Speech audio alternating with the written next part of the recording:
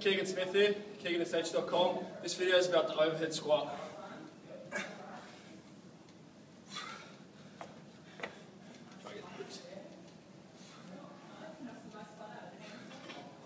So overhead squat is a good test of mobility, thoracic spine, shoulders, hips, ankles.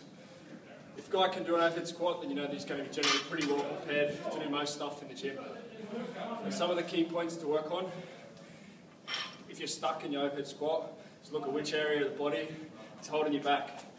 So if your hips are tight, and when you squat, you only sort of get to like here, then obviously you're not going to be able to squat to full depth with the bar over your head. So to work on that, you can use goblet squats. Dad John uses these quite a lot, and I've started to use them with my athletes. Getting comfortable in this position is going to be the first step to being able to do an overhead squat. If you don't have full range on your squat, then you're obviously not going to be able to do a full range overhead squat. So being comfortable in this position, the weight will help to keep you down, but spending some time in this position like a Chinaman is going to help you to be able to do the overhead squat. Once you've got that, or even as you're working on that, you can also check thoracic mobility. So that's your ability to get your chest through, okay, to open up through that thoracic spine. If you're locked through there, then obviously you're going to have a tough time with the bar above your head. The more range you can get in lifting the thoracic, the more chance you are of being able to do an overhead squat. If you are tight through there, you can use the stick, putting it sort of in the mid-spine, increasing that range. You can also work with the foam roller under the back to help work on that. The next one you're looking at is if your pecs are really tight. So obviously if you're like this to try and get the bar over your head, then your pecs are going to be so tight that you're not going to be able to get down. Yeah? So you're going to have to work on your shoulder range. So a good stretch you can do for that is to hold that stretch position, get comfortable there, contract and relax, and get some more range through the pec and the glenohumeral joint. So that's working on that, working on how close you can get your hands in while still keeping your arms straight with your thoracic up. That's going to help your upper body to be able to do the overhead squat. So you want to go steadily with that, don't go too close. Try and dislocate your shoulders as you do that. Just work at where you're comfortable with, get a good stretch, and yeah, get better as you go with that. As you get better at those things, you'll find that you develop the motor pattern for the overhead squat.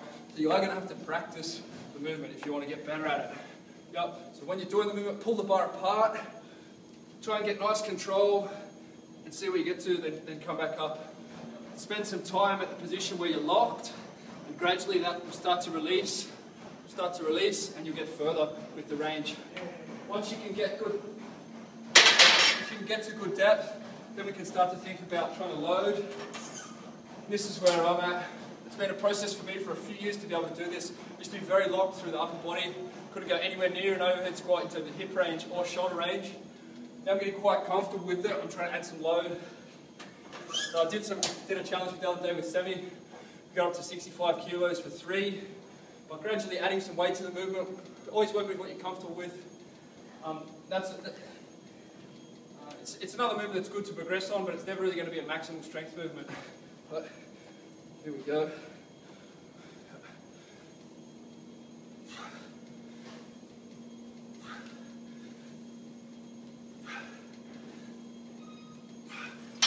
Yep.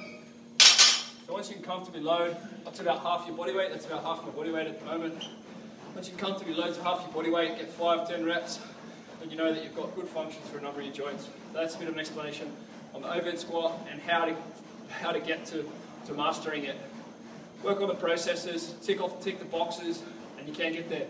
It might take you a while. You might need to use a few more assistance exercises, but it's a great one to work on. So if you do give it a go, send me a video, let me know how you're going, give me some feedback, and I'll keep trying to help you on your journey.